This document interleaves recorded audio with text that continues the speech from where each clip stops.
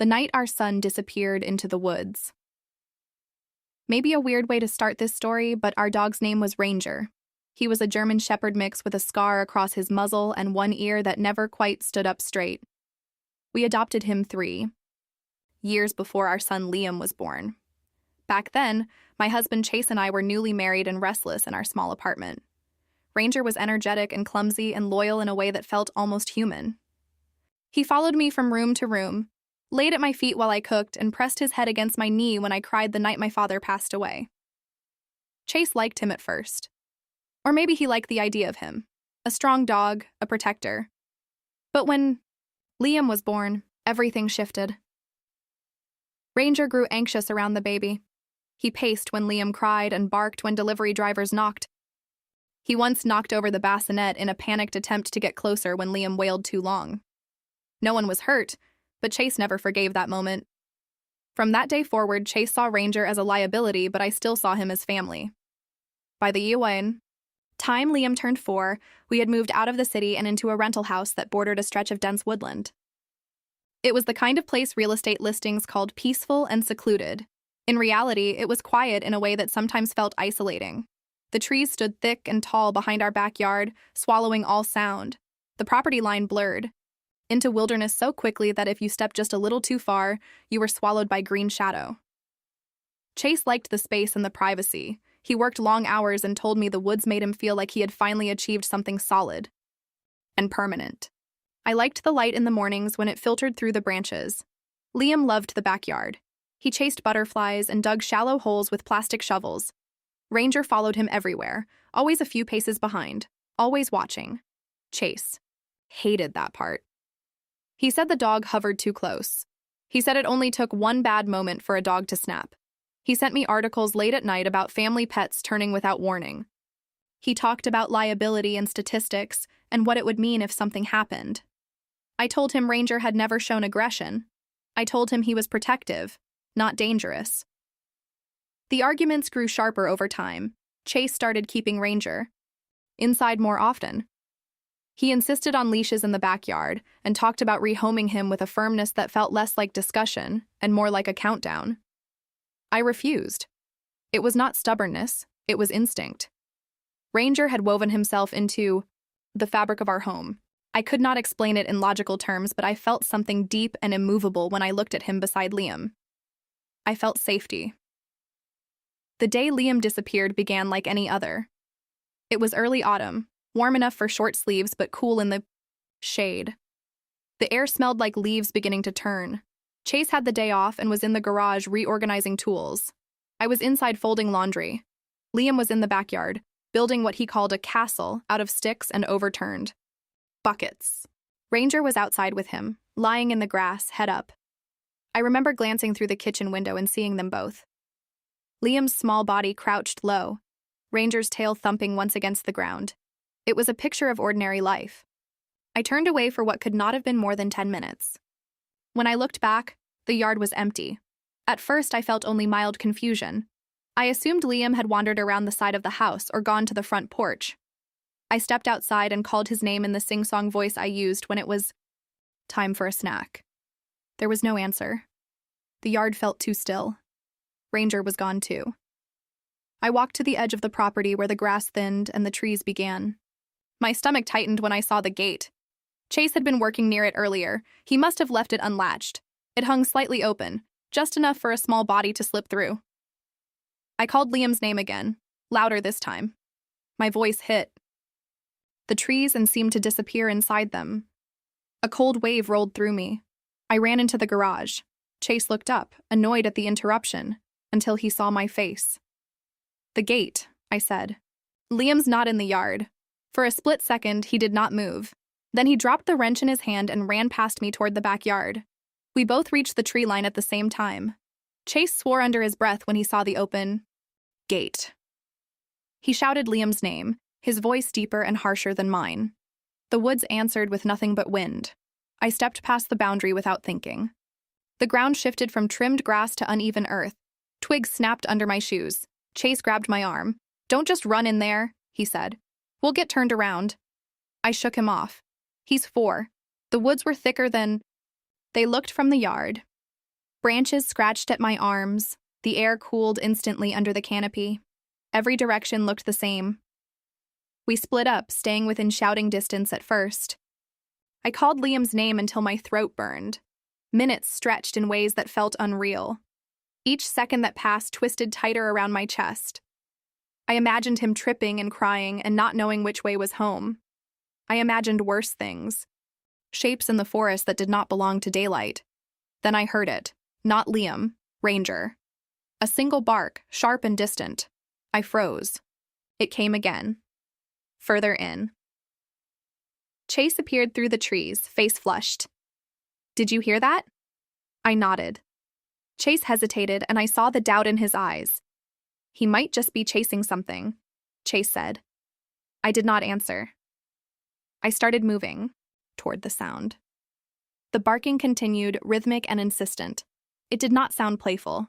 It sounded urgent. Branches tore at my sleeves as I pushed deeper. The ground sloped downward into a shallow ravine I had never noticed from the yard. Fallen leaves hid uneven dips in the earth. I nearly twisted my ankle more than once. The barking grew louder, then it changed. It became shorter and faster.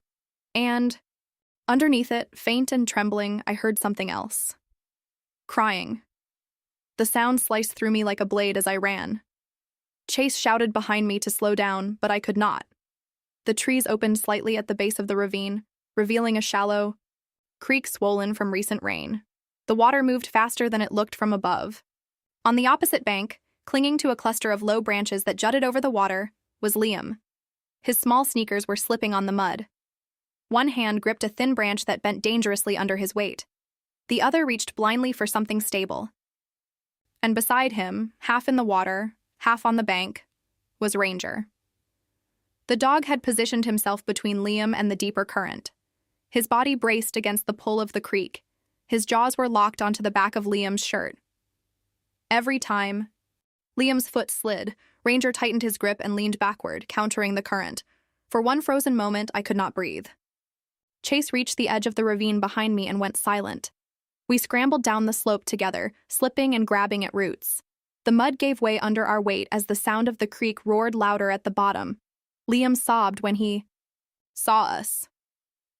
The branch he held snapped at that exact second. His body lurched forward toward the deeper water. Ranger reacted faster than thought. He shifted his stance and pulled with everything he had. His paws dug into the mud, claws scraping. For traction, his muscles strained visibly beneath his fur.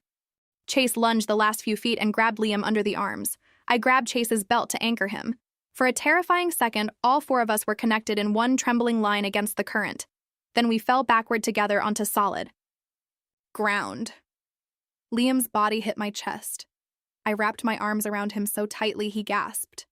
Ranger collapsed onto his side, panting, soaked to the bone. Chase rolled away, breathing hard. No one spoke for a long moment. I could feel Liam's heart hammering against mine. Ranger lifted his head weakly and crawled the few inches needed to press his wet nose against Liam's knee. That was when I started crying. Not the quiet tears of relief, but the kind that shake your entire body. Chase sat up slowly. He looked at Liam. He looked at the creek. Then he looked at Ranger. The dog who had been, in his mind, a risk. The dog who had just kept our son from being pulled under. Chase did not have to say anything. But even in that moment, as I held my child and watched Ranger struggle to his feet, I felt something else settle into the edges of my relief. The woods were not forgiving. And if Ranger had not followed Liam through that gate, if he had not barked, when he did, if we had arrived even a minute later. I do not let myself finish that thought. We carried Liam back through the trees together. Ranger walked beside us, limping slightly but steady. Behind us, the creek kept moving as if nothing had happened at all, and I knew, deep down, that this was not the end of the story. The official version of what happened that afternoon was simple. Liam wandered through an open gate. He slipped near a swollen creek. The family dog alerted us and helped hold him in place until we reached him. But the truth felt heavier. The truth was that Chase had left the gate open. The truth was that he had insisted for months that Ranger was the problem. The truth was that without Ranger, we would have been searching a current instead of holding a child. We did not call an ambulance. Liam was scraped and shaken, but uninjured. We checked him thoroughly at home. I bathed him myself, hands trembling as I washed mud from his hair. He clung to me that night in a way he had not since he was a toddler. Ranger did not leave his bedroom door. Chase was quiet all evening. He stood in the kitchen long after dinner, staring out at the dark line of trees. I wanted him to say it. I wanted him to admit that he had been wrong about the dog. But Chase was not the kind of man who admitted things easily. Instead, he said we needed to install a lock on the gate. He said we needed to establish stricter backyard rules. He said we had been careless. He kept saying we. I let it go that night because Liam was alive, but something shifted in our house after that day. For Liam, Ranger became more than a pet. He became a shadow. Liam refused to go outside without him. He slept with one small hand twisted in the dog's fur during afternoon naps. For me, Ranger became a quiet reminder that instinct matters. For Chase, Ranger became something else entirely. I started noticing it in small ways. The way Chase's jaw tightened when Ranger followed Liam too closely. The way he would call the dog back sharply, even when there was no danger. The way he began bringing up the creek incident differently in conversation. At first, he described it as a wake-up call. Then, gradually, he framed it as proof that the woods were unsafe and that Liam should not be allowed near them at all. Then one evening, about 2 weeks after the incident, he said something that chilled me. If the dog hadn't been out there, he said carefully, Liam wouldn't have gone that far. I stared at him. You don't know that. He follows. The dog? Chase replied. He thinks it's an adventure. I felt anger rise in my chest, hot and disbelieving. He's 4, I said. He wandered because the gate was open. Chase's expression hardened. We were both distracted. It was subtle, that shift, that redistribution of blame. But I felt it. I began watching more closely. One afternoon, I stepped onto the porch, just in time to see Chase yank Ranger's collar harder than necessary when the dog hesitated to come inside. Ranger yelped softly, more startled than hurt. Chase looked up and saw me. He needs discipline, he said. He saved our son, I replied. Chase's face went unreadable. That doesn't make him perfect. The tension in our home thickened, slowly, like humidity before a storm. Then came the second incident. It was late October. The leaves had mostly fallen, carpeting the ground in brittle layers. The woods looked thinner without their canopy, but no less dense. You could see further between the trunks now, but the forest floor was a maze of branches and dips and hidden hazards. Chase decided it would be good for us to take a family walk along the edge of the property. He said exposure would help Liam learn boundaries. I hesitated. The memory of the creek still lived too close to the surface, but Liam was excited. Ranger trotted ahead eagerly, tail high. We stayed near the tree line at first. Chase walked slightly ahead, hands in his jacket pockets. Liam and I followed, Ranger weaving between us. At some point, Chase suggested we walk a little further in. Just to show him, he said. I agreed reluctantly. We moved maybe 50 yards into the woods before I felt the shift again. The house was no longer visible through the trees. Liam bent to pick up a bright red leaf, and Ranger sniffed at something. Near a fallen log, Chase stepped ahead to examine a cluster of deer tracks. It happened fast. Liam wandered a few steps to the right, drawn by something I could not see. Ranger followed instantly. I turned to call them back when the ground beneath Liam gave way. It was not a dramatic drop. It was a hidden pit, maybe 4 feet deep, obscured by leaves and thin branches. Liam vanished with a short cry, like a scene out of a movie. Ranger leapt after him without hesitation. I screamed his name and rushed forward. Chase spun around. We reached the edge together and looked down. Liam was wedged awkwardly at the bottom, stunned and wide-eyed. Ranger stood over him, paws planted on either side of his body as if shielding him from above. The pit was narrow. The sides were crumbly dirt and exposed roots. Chase climbed down first and lifted Liam carefully. I reached, to take him once they were level with the ground. Ranger scrambled up last. Liam was shaken but unhurt again. Chase brushed dirt from his jacket with tight, angry movements. This is exactly what I mean, he said. What do you mean? I asked. He follows the dog without thinking. I stared at him, disbelief rising like heat. He's a child. And the dog encourages it. The accusation hung there between us. Ranger stood a few feet away, tail low now, eyes moving between us. In that moment, something inside me snapped into clarity. Chase did not like that the dog had been the hero. He did not like that something in our home had proven more capable than him in a critical moment. That night, after Liam fell asleep, I found Chase in the garage again. He was looking at his phone. I found someone willing to take him. He said without preamble. I knew instantly who he meant. You're not giving him away. Chase looked at me steadily. We got lucky twice. I'm not waiting for the third time to go the other way. He saved Liam. And what if next time? He can't? The argument stretched late into the night, but I refused flatly. For the first time in our marriage, I saw something in Chase's expression that unsettled me deeply. I slept lightly that night. Sometime before dawn, I woke to silence that felt wrong. I reached instinctively toward the foot of the bed where Ranger often slept, but it was empty. I sat up. The house was too still. I stepped into the hallway and saw Liam's bedroom door open. My heart slammed against my ribs. I rushed inside. Liam was there, asleep, blankets twisted around his legs. But the window was cracked open. Cold air slipped into the room, and in the faint gray light of early morning, I saw muddy paw prints on the sill. I ran to the backyard, and the gate was locked this time, but Ranger was nowhere in sight, and neither was Chase's truck. For the first time since the creek, I felt something worse than fear. I felt certainty. This was no mistake, and whatever Chase had decided to do before sunrise, Ranger was at the center of it. I did not give myself time to panic. I grabbed my keys and drove, not waking Liam. Chase had only a handful of places he would go before sunrise. The hardware store parking lot where he sometimes met contractors, the gas station at the edge of town, and the old logging road that cut behind our property and connected to a clearing hunters used in the fall. My hands shook on the steering wheel as I turned onto that dirt road. The sun had barely begun to rise. The woods felt stripped down and exposed without their leaves, every trunk sharp and watchful. Half a mile in, I saw tire tracks still fresh in the mud, and I followed them. The clearing opened ahead, a raw patch of flattened earth surrounded by trees. Chase's truck sat near the center.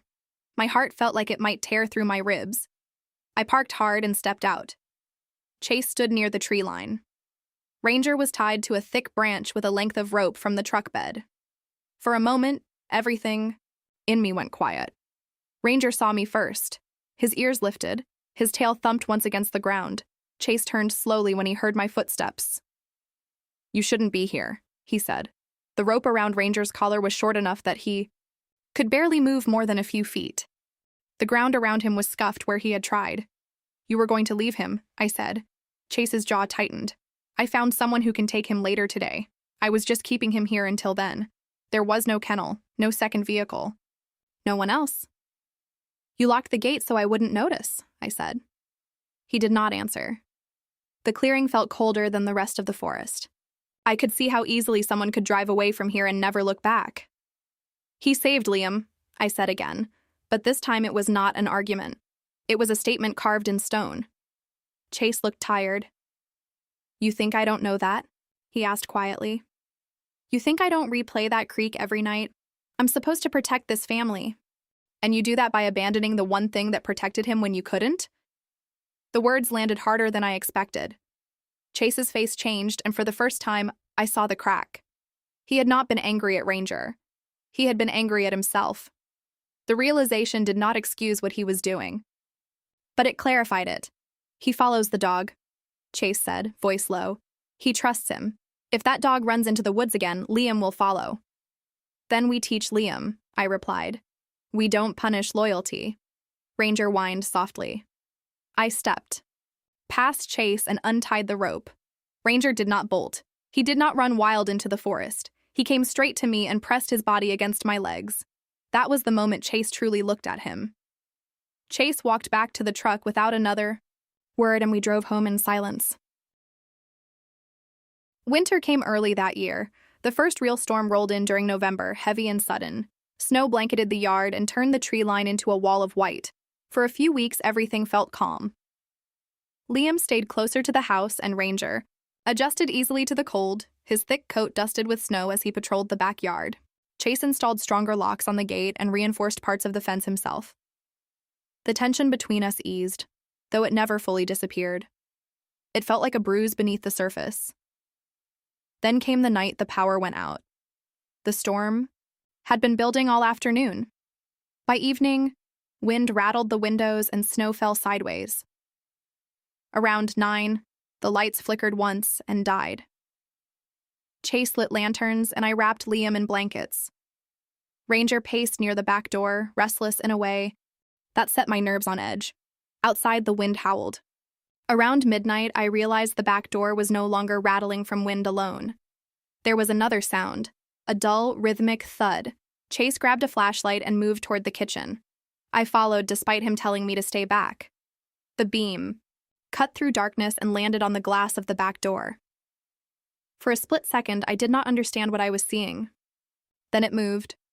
A black bear, drawn down from deeper forest by the storm and the scent of trash bins near the side of the house. It stood on its hind legs and pressed one massive paw against the glass.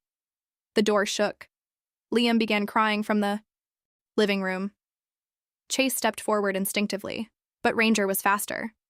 The dog positioned himself between us and the door, body rigid, teeth bared.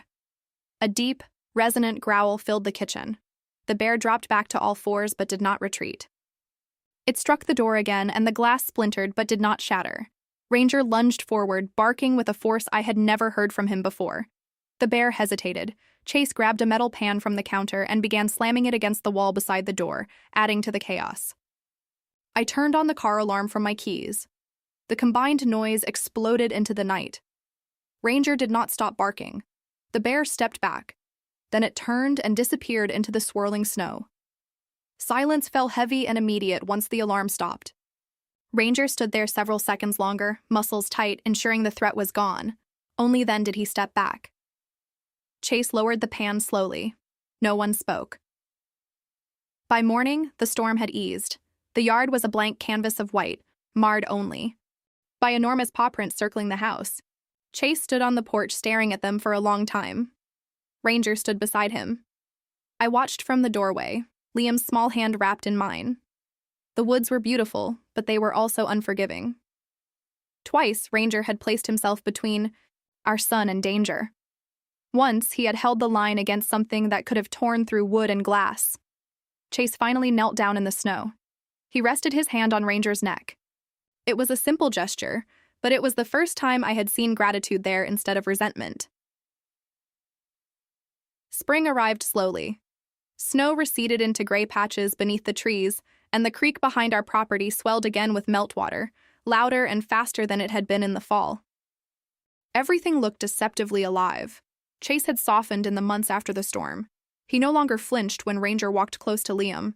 He no longer spoke about rehoming him. There were even moments when I caught him scratching behind Ranger's ears absent-mindedly while standing in the yard. The resentment that had once lived in him seemed replaced by something quieter, more reflective. But peace in our house did not erase the reality of where we lived. One Saturday in early April, this Haigiu. Air was warmer than it had been in months, and the ground had begun to firm. Liam had been asking for weeks to explore, just a little bit, into the trees again. He wanted to look for frogs near the creek. He wanted to see if the pit he had fallen into was still there. He was 5 now, and fear did not stick to him the way it did to adults. Chase and I agreed we would go together. Ranger walked at Liam's side, steady as ever. We kept Liam between us as we walked, reminding him gently to stay close. He nodded earnestly every time, as if agreement alone could hold him in place. We reached the edge of the ravine where the creek ran fast and brown below. The memory of that autumn day returned so vividly that I felt my chest tighten. The bank looked more stable now, but the water was stronger. "We stay up here," Chase said firmly. Liam obeyed. For a while, everything was calm. Then Ranger's posture changed. It was subtle at first. His ears lifted and his body stilled. He was not looking at the creek. He was looking deeper into the trees to our left. I followed his gaze. At first, I saw nothing. Then I heard a distant crack. Not a branch falling. It was a footstep. Chase heard it too. His body went rigid. The woods were not empty. Another sound followed, closer this time. It did not move like a deer. Ranger stepped in front of Liam without command, and Chase moved to Liam's other side. The sound came again, circling slightly. I felt something primal and cold move through me. Then the brush parted. It was not a bear this time. It was a man. He stepped into partial view between two trees, close enough now that I could see the shape of him clearly. He wore a dark jacket and mud-streaked boots. He did not look like a lost hiker. He looked like he had been watching. For a split second, no one spoke. He was too far from any marked trail, too deep into private property. Chase straightened. "Can I help you?" he called out, voice measured. The man did not answer immediately. His eyes moved to Liam, then to Ranger, then back to us. Something about the way he stood unsettled me more than the storm ever had. Ranger began to growl in the same tone he had used at the back door during the snowstorm. The man took one step forward, but that was enough. Ranger barked once, sharp and explosive. The sound cracked through the woods like a warning shot. The man froze. Chase moved Liam behind him completely now. "We're calling the police," Chase said loudly, though his phone was still in his pocket. The man's jaw tightened. For a moment, I thought he might argue or come closer. Instead, he stepped backward. Ranger advanced a single step, teeth visible, and the man retreated again. Then he turned and disappeared into the trees, moving quickly now. The forest swallowed him in seconds. No branches snapped afterward, just the rush of the creek and the pounding of my heart. We did not wait. Chase scooped Liam into his arms and we moved fast toward the house. Ranger stayed slightly behind us, glancing over his shoulder more than once. When we reached the yard, Chase locked the gate immediately. We called the authorities and gave a report. That night, I did not sleep. It was not wildlife that kept me awake. It was the realization that danger does not always come with claws. And without Ranger's warning, without that growl before we even saw him, I do not know how close that man would have gotten before we noticed. Chase installed motion lights along the back of the house and at the tree line. He reinforced the fence completely and added security cameras that monitored the yard and portions of the woods beyond. The police never found the man we encountered. They suggested it may have been a trespasser cutting through properties or someone camping illegally deeper in the woods. There were no further sightings reported in our immediate area. But the sense of vulnerability lingered. For weeks, Liam stayed closer than ever. He held Ranger's fur when they walked outside. He trusted him instinctively, the way only a child can trust, and Ranger accepted that role fully. He did not roam, as far as he once had. He did not chase squirrels into the trees. He stayed within a tight radius around Liam whenever he was in the yard. Months passed without incident. The woods remained close, but they felt less like an enemy and more like something we understood. Liam grew bolder, but he also grew wiser. He learned boundaries. He learned to call out before stepping too far. He learned that the forest demanded respect. Ranger aged subtly over the next couple of years. The fur around his muzzle lightened and his movement slowed slightly, though his awareness never dulled. Years later, when Liam was old enough to remember clearly, he would tell people that Ranger was his hero. He would describe the creek in vivid detail. He would not remember the arguments or the rope in the clearing. But I would. Ranger lived a long life. On his final afternoon, years later, he lay in the backyard within sight of the tree line. Liam, now older and taller, sat beside him with quiet tears slipping down his face. Chase stood behind them, one hand resting on Liam's shoulder. The trees moved gently in the wind as Ranger's breathing slowed, steady and unafraid. He had done his job and he did it well. When he finally closed his eyes, it felt less like loss and more like the end of a long watch. The woods remained, but so did the lesson. Protection is not always loud. Sometimes it has 4 legs, 1 crooked ear, and the instinct to stand firm when everything else is uncertain. And because I refused to let him go that morning, my son grew up.